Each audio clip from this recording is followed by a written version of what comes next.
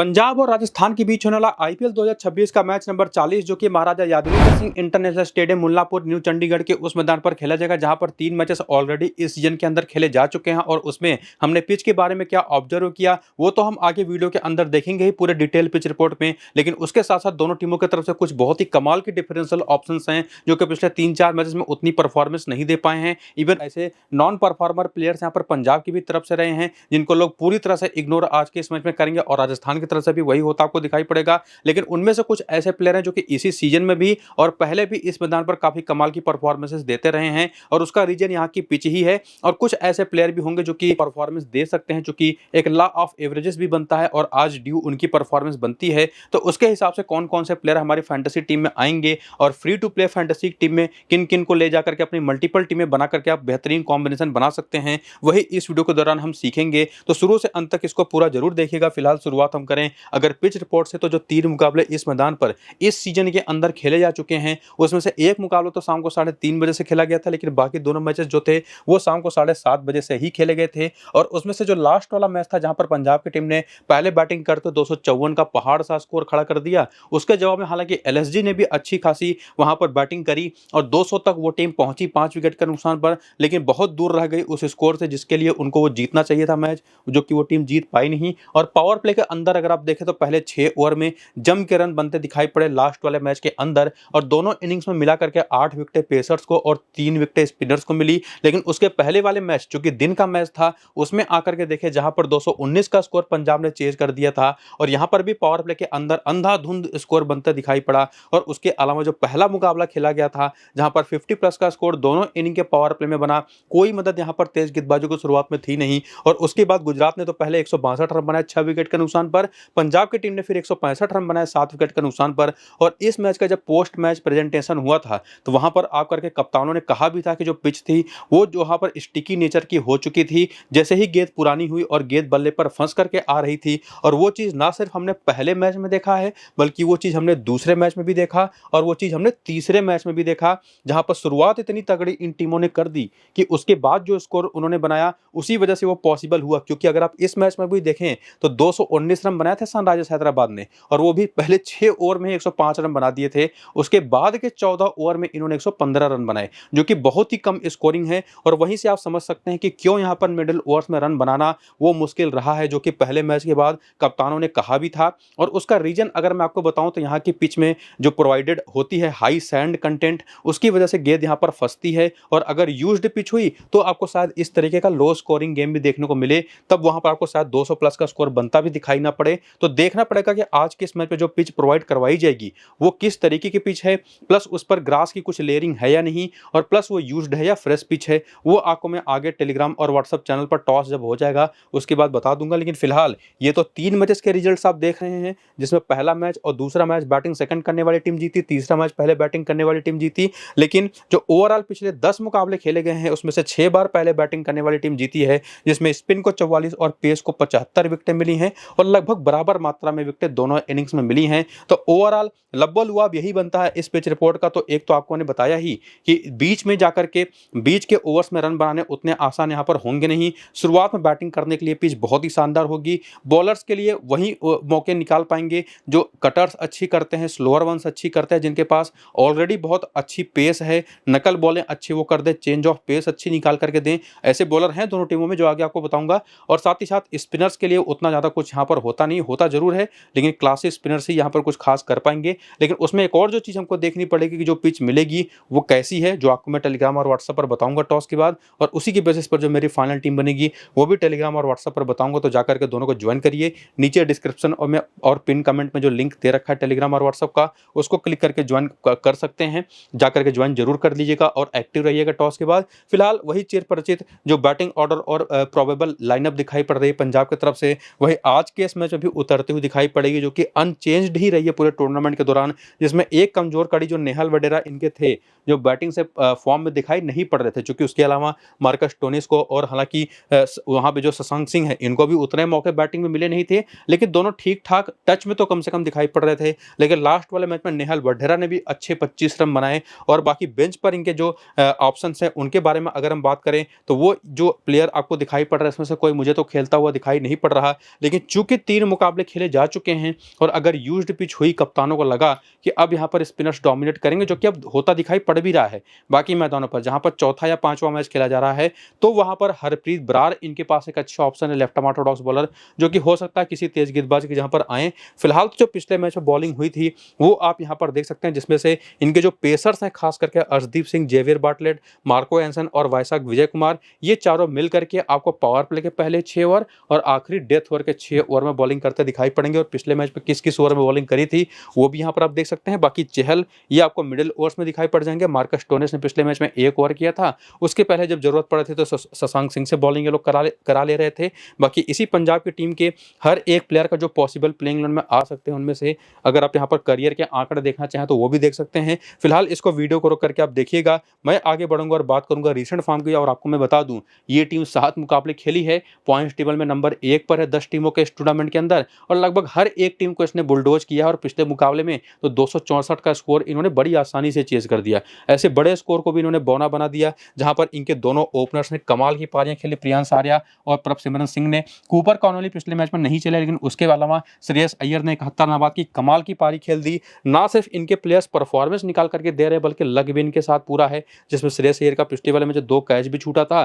तो ऐसी टीमों को हराना तो काफी हद तक मुश्किल होने ही वाला है। और इनके चारों टॉप ऑर्डर के जो बैटर्स हैं, इनमें से आप किसी को ड्रॉप कर ही नहीं सकते एक्चुअली। लेकिन अगर आप वो रिस्क ले रहे हैं, अगर आप लॉ ऑफ एवरेजेस लगा करके सोचें कि प्रभसिमरन सिंह शायद आज के इस मैच फेल हो जाएं, या प्रियांश आर्या जो लगातार कमाल की पारियां खेल रहे हैं शायद वो फेल हो जाएं, तो आपके पास ऑप्शन यहां पर बचते हैं, एक शशांक सिंह का, एक मार्कस स्टोनिस का, जिसमें से शशांक सिंह मेरे हिसाब से बेटर चॉइस होंगे, क्योंकि इस सीजन में देखा गया है कि ये बॉलिंग भी कर रहे हैं और इस मैदान पर इन्होंने बॉलिंग करते हुए 2 विकेट निकाला भी था एसआरएच के खिलाफ। और बाकी Marco Jansen as a bowler अगर आप देखें तो इनकी जो परफॉर्मेंस रही है थोड़ी सी इनकंसिस्टेंट रही है, इनके नाम के हिसाब से उतनी बड़ी बड़ी परफॉर्मेंसेस निकल करके आई नहीं है। जो कुल टोटल 6 मुकाबले में ये अपनी टीम के लिए खेले हैं, चूंकि 7 मुकाबले इस टीम ने खेले, 6 जीते, 1 मैच इनका केकेआर के खिलाफ बारिश में धुल गया था, उसमें 1 बार 2 विकेट और 3 बार 1-1 विकेट है, 2 बार विकेटलेस गए हैं। बाकी जेवियर बार्टलेट की बात कर लें तो ये भी विकेट निकालने के मामले में उतना कामयाब दिखाई पड़े नहीं है, केवल एक मैच में काफी खतरनाक दिखाई पड़े थे, जहां पर ये 2 विकेट इन्होंने केकेआर के खिलाफ निकाले थे, जो कि मैच बाद में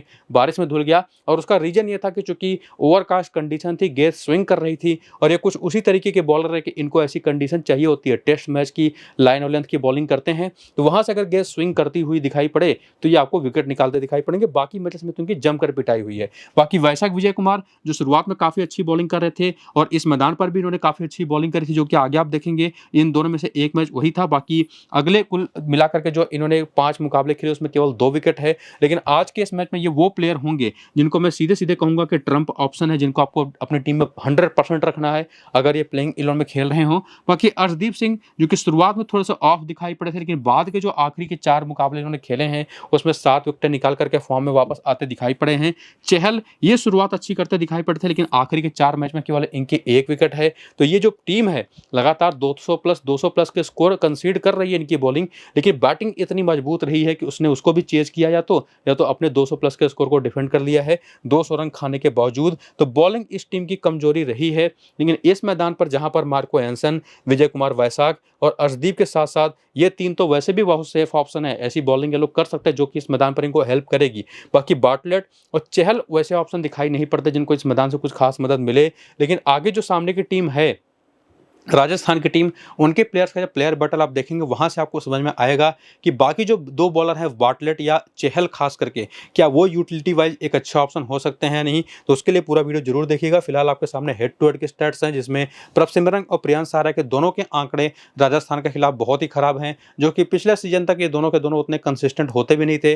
पिछले सीजन में प्रभसिमरन सिंह ने काफी परफॉर्मेंसेज अच्छी दी थी, और इस सीजन में तो दोनों ने कंसिस्टेंसी का लेवल ही एक्चुअली पार कर दिया और बहुत ही कमाल खेल रहे हैं। ऊपर कॉनोली भी पहली बार खेलेंगे। श्रेयस अय्यर के आंकड़े बहुत अच्छे हैं राजस्थान के खिलाफ, इवन नेहल वडेरा के भी। बाकी शशांक सिंह भी 4 मैच में 78 रन 39 का एवरेज है, जो कि 2 ही बार आउट हुए हैं। बाकी मार्कस स्टोनिस के आंकड़े उसी तरीके के हैं जिस नंबर पर है बैटिंग, अब जिस तरह से बॉलिंग करते हैं। बॉलिंग में मार्को एंसन के 4 मैच में 5 विकेट हैं, लेकिन उसी में चहल और अर्शदीप के आंकड़े अगर आप देखें तो वो बहुत ही कमाल के हैं। और राजस्थान की जो टीम है बाएं हाथ के तेज गेंदबाजों पर फंसती भी है, और ऐसे बॉलर खास करके जो गेंद को हिला दें, थोड़ी बहुत स्विंग करा दें, तो ऐसी कंडीशन अगर मिल गई तो अर्शदीप भी और मार्को एंसन भी बहुत ही खतरनाक ऑप्शन हो सकते हैं राजस्थान जैसी टीम के खिलाफ। और आगे बढ़ते हुए वेन्यू के नंबर देखें तो इस होम अपने होम ग्राउंड ही है ये पंजाब का, वहाँ पर प्रभसिमरन सिंह के आंकड़े थोड़े से पुअर हैं। इवन श्रेयस अय्यर भी यहाँ पर नहीं चले हैं, लेकिन ये अब पास्ट की बात हो चुकी है। रिसेंट सीजन में इन दोनों ने यहाँ पर काफ़ी बढ़िया पारियाँ खेली हैं। बाकी चाहे प्रियांश आर्य को ले लें, कूपर कॉनोली को ले लें, इनके नंबर्स तो यहाँ पर अच्छे हैं ही, और इवन शशांक सिंह के भी।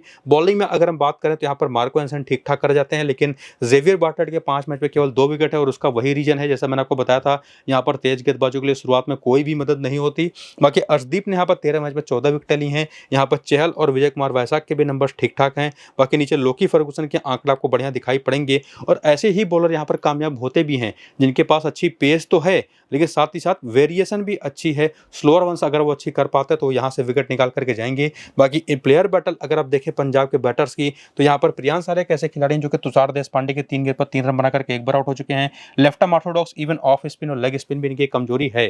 तो अगर कोई सामने स्मार्ट कैप्टन हो, जो कि मुझे दिखाई तो नहीं पड़ रहा फिलहाल रियान पराग के सामने, अगर वो ट्राई करें तो यहाँ पर स्पिनर्स को उतार करके पावर प्ले में इन लोगों को फंसा सकते हैं। ना सिर्फ प्रियांश आर्य को, इवन मैं तो कहूँगा प्रभसिमरन सिंह को भी देखना पड़ेगा वो लोग ट्राई करते हैं या नहीं। हालांकि रियान पराग के बारे में माना जाता है कि वो मैचअप्स देख करके ट्राई करते हैं चीज़ें, और हो सकता है वो ट्राई आज कर भी दें। और बाकी यहाँ पर श्रेयस अय्यर है जो कि जडेजा पर एक बार आउट हुए हैं 3 बार। संदीप शर्मा तो मुझे लगता नहीं कि खेलेंगे, देखना पड़ेगा। बाकी हो सकता है कि खेल भी जाए, चूंकि पिछले मैच में बॉलिंग उतना कमाल कर नहीं पाई। बाकी लेग स्पिन वो इनको फंसाती है, 20 बार आउट कर चुके हैं। तो संदीप शर्मा एक बहुत अच्छे ऑप्शन इस टीम के खिलाफ हो सकते हैं। बाकी नेहर वडेरा और मार्कस स्टोन्स के खिलाफ भी देखें तो लेफ्ट आर्म ऑर्थोडॉक्स बॉलिंग और प्लस लेग स्पिन बॉलिंग वो काम आ सकती है, लेकिन उसमें भी देखना पड़ेगा कि कप्तान उनको यूज कैसे करते हैं। जो कि ये हमने खास करके देखा है कि रवि बिश्नोई भी पिछले कुछ मैचेस से वो एक तो फॉर्म में भी नहीं दिखाई पड़ रहे, ऊपर से उनको बॉलिंग भी नहीं मिल रही, और जडेजा से ज्यादा बॉलिंग तो कई बार यहाँ पर रियान पराग भी करते दिखाई पड़े हैं। तो ये बड़ी इंटरेस्टिंग चीज इस टीम ने करी, इनके कप्तान ने किया। बाकी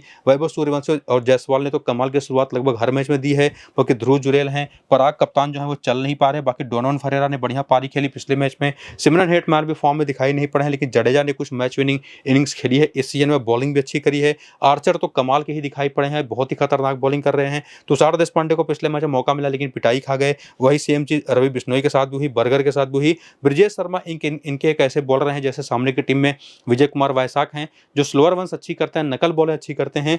ठीक उसी तरीके के ऑप्शन ब्रिजेश शर्मा हैं, जो कि अगर आज के इस मैच में फिर से खेलते हैं तो ट्राई किए जा सकते हैं। बाकी बेंच पर इनके पास कुछ ऐसे नाम है जैसे फॉर एग्जांपल अगर पिच के ऊपर से यह दिखाई पड़ा कि स्पिनर्स को मदद है, तो यहाँ पर यशराज पुंजा, जिनको एक बार मौका मिला भी है इस सीजन में, ये खेलते आपको दिखाई पड़ सकते हैं। बाकी एडम मिलने को ये टीम चाहे तो ट्राई कर सकते हैं नांद्रे बर्गर के जहाँ पर, और बाकी भी जो ऑप्शंस हैं उनको भी आप यहाँ पर देख सकते हैं। और जो बॉलिंग पिछले मैच में हुई, किस बॉलर ने किस किस ओवर में आकर के बॉलिंग करी, वो भी आपके सामने है। और करियर के आंकड़े भी अगर आपको जरूरत लगे तो वीडियो को रोक करके यहाँ पर देख लीजिएगा। फिलहाल हम आगे बढ़ेंगे और बात करेंगे रिसेंट फॉर्म की। और ये टीम जो है राजस्थान की, इसने 8 मुकाबले खेले तो हैं और उसमें से 5 मुकाबले जीते भी हैं, लेकिन कंसर्निंग एक बात इस टीम के लिए रही है कि पहले 4 मुकाबले तो बैक टू बैक जीत गए, लेकिन लास्ट के जो 4 मुकाबले टीम खेली उसमें से 3 मुकाबले हारी है। और पिछला मैच भी ये सनराइजर्स के खिलाफ हार करके आई है, और उसमें से जो एक मैच केवल जीती है वो लखनऊ के खिलाफ। हालांकि उसमें इनकी बॉलिंग का बड़ा हाथ था और प्लस इनकी बैटिंग में लोअर ऑर्डर ने अच्छा काम किया था। लेकिन पिछले मैच में अगर आप रिसेंट फॉर्म देखना शुरू करें तो वैभव सूर्यवंशी ने सेंचुरी लगाई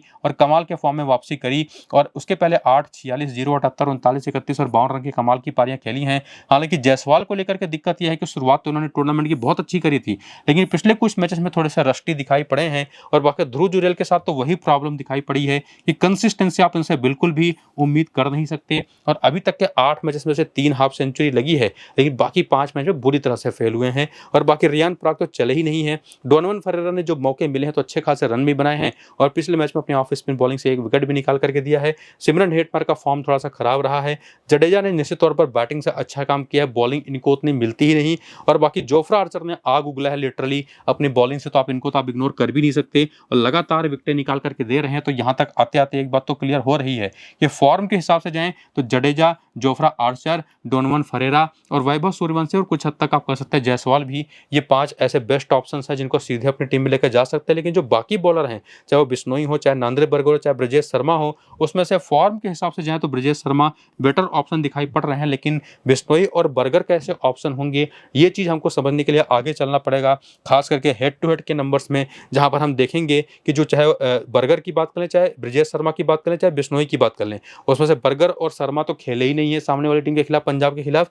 बिश्नोई ने 5 मैचेस खेल करके 5 विकेटें निकाली हैं और बाकी तुषार देशपांडे के नंबर्स काफ़ी अच्छे हैं, जोफ्रा आर्चर के 3 मैच में 4 विकेटें हैं, हेटमायर स्टिंग के खिलाफ अच्छा खेलते रहे हैं, बाकी कप्तान भी यहाँ पर ठीक ठाक नंबर के साथ दिखाई पड़ते हैं। इवन बाकी टॉप ऑर्डर के तीनों बैटर्स भी कमाल करते रहे हैं, जिसमें ध्रुव जुरैल पहले काफ़ी नीचे बैटिंग करते थे, उस वजह से आपको 6 मैच में 114 रन के बावजूद 38 का एवरेज दिखाई पड़ेगा, चूंकि 3 ही बार आउट हुए हैं। और उसके बाद वेन्यू के नंबर्स अगर आप देखें तो इस मैदान पर जोफ्रा आर्चर के एक ही मैच में 3 विकेट है और उसका रीजन है कि इनको यहाँ से मदद मिलेगी भी। एक तो इनके पास पेस कमाल की है और चेंज ऑफ पेस कर गए, हालांकि इस सीजन में वो चीज़ें कर नहीं रहे, अपने पेस पर ही विकेट निकाल रहे हैं, यहीं पर एक मैच में 3 विकेट ले चुके हैं। बाकी जो बैटिंग है उसमें यहाँ पर जायसवाल ने अच्छा काम किया, यहाँ पर वैभव सूर्यवंशी खेले नहीं हैं, लेकिन यहीं पर ध्रुव जुरैल 2 मैच में केवल 19 रन है, लेकिन रियान पराग के 2 मैच में 66 रन है और 66 का ही एवरेज है। तो मेरा अपना जो कंक्लूजन बनता निकलता दिखाई पड़ रहा है उसमें जायसवाल और सूर्यवंशी तो आते दिखाई पड़ेंगे ही। मैं कहूँगा कि आप जुरैल या पराग में से किसी एक को ही पिक करिए। अब आप कितना रिस्क ले सकते हैं वो आपके ऊपर है कि आप सेफ खेलें तो जुरैल के साथ जाइए, थोड़ा सा रिस्क ले पाएँ तो रियान पराग के साथ जाइए। बाकी डोनोवन फरेरा भी एक ऑप्शन आपके पास है ट्रम्प, अगर आप इन दोनों पर भरोसा नहीं जता पा रहे तो डोनोवन फरेरा के साथ चले जाइए। बाकी जडेजा भी मेरे हिसाब से इस पिच पर काफ़ी अच्छा ऑप्शन होंगे जोफ्रा आर्चर के साथ। बाकी हमको देखना पड़ेगा कि ब्रिजेश शर्मा खेलेंगे या नहीं, रवि बिश्नोई को लेकर के क्या कप्तान करते हैं, नांद्रे बर्गर और बाकी जो नीचे बेंच पर प्लेयर उसमें से एक नाम संदीप शर्मा का भी है, कौन खेलेगा उसके हिसाब से हम टॉस के बाद ही डिसाइड कर पाएंगे। लेकिन कम से कम ये बात तो पक्की है कि 5 प्लेयर तो आपको यहाँ पर मिल ही रहे हैं जिनको आप सीधे अपनी टीम में लेके जा सकते हैं। और उसी तरह से 5 से 6 ऑप्शन जो वहाँ पर पंजाब की तरफ से थे वो भी आपको मैंने क्लियर कर दिया। बाकी प्लेयर बैटल देखें तो आपको मैं कुछ देर पहले शुरू में बता भी चुका हूं कि जो बाएं हाथ की तेज गेंदबाजी हो या दाएं हाथ की तेज गेंदबाजी हो, अगर किसी बॉलर में वो स्ट्रेंथ है कि वो गेंद को हिला दे यानी कि स्विंग करा दे अंदर बाहर, तब वो राजस्थान की बैटिंग को परेशान कर सकते हैं। वरना जिस तरीके के खिलाड़ी इस टीम के टॉप ऑर्डर पर हैं वो तो अंधाधुंध पिटाई करते हैं, थोड़ा सा स्पिन के खिलाफ ये लोग फंसते हैं। नंबर्स आपके सामने है, बाएं हाथ के तेज गेंदबाजी काम आती है इस टीम के खिलाफ। और उसके बाद यहाँ पर बात करें रियान पराग, सिमरन हेटमायर और रविंद्र जडेजा के, तो वही सेम नंबर्स आपको दिखाई पड़ेंगे, एक तो जिनके पास पेस अच्छी है या स्विंग करा सकते हो, और बाकी स्पिनर्स के खिलाफ तो निश्चित तौर पर इनको दिक्कतें रही हैं। ओवरऑल एक बात तो पक्की है कि अगर आप बॉलिंग का कंपैरिजन करें ना तो दोनों ही टीमें लगभग बराबर की दिखाई पड़ती हैं। परफॉर्मेंस दोनों ही टीमों के बॉलर्स ने उतनी अच्छी करी नहीं है। एक एक बॉलर दोनों टीमों की तरफ से, एक तो जोफ्रा आर्चर और सामने वाली टीम की तरफ से अर्शदीप सिंह जो कि अभी रिसेंटली अच्छे फॉर्म में दिखाई पड़े हैं, बाकी बॉलर्स ऑफ कलर ही दिखाई पड़े हैं। और बाकी बैटिंग वो दोनों टीमों की लगभग बराबर जैसी है, लेकिन फिर भी थोड़ा सा एज लेकर के जाती है पंजाब की टीम, क्योंकि उनकी बैटिंग कम से कम फॉर्म में है। टॉप ऑर्डर के चारों बैटर्स जो कि राजस्थान के साथ दिखाई नहीं पड़ता। तो सब कुछ डिपेंड करेगा कि किस टीम की बैटिंग बॉलिंग किस इनिंग की आएगी उस पर, और पिच कैसी होगी उस पर। तो ये सारे अपडेट्स जो होंगे वो आपको मैं टेलीग्राम और व्हाट्सएप पर दूंगा टॉस के बाद, और प्लस मेरी अपनी फाइनल टीम जो बनेगी वो भी आपको टेलीग्राम और व्हाट्सएप पर दूंगा। तो दोनों को जाकर के ज्वाइन करिए, नीचे डिस्क्रिप्शन में और पिन कमेंट पर लिंक है, उसको क्लिक करके ज्वाइन आपको करना है और एक्टिव रहना है टॉस के बाद। ये वीडियो फिलहाल शुरू से अंत तक जरूर देखिएगा। अभी के लिए चलते हैं, नमस्कार।